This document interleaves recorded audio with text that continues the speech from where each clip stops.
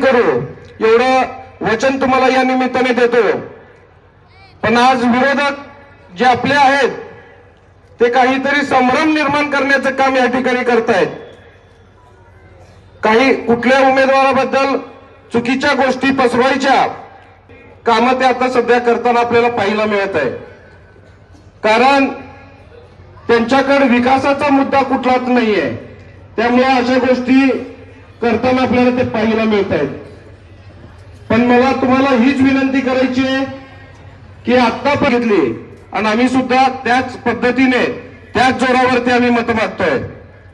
मी ज्यावेळेस भारतीय जनता पार्टीमध्ये प्रवेश केला, सन्माननीय मुख्यमंत्री देवेंद्रजी फडणवीस साहेब व आपले पालकमंत्री सन्माननीय जयकुमार भाऊ गोरे यांच्या माध्यमातून मला एका महिन्यात 4 कोटी रुपयाचा निधी भारतीय जनता पार्टीने दिलेला आहे।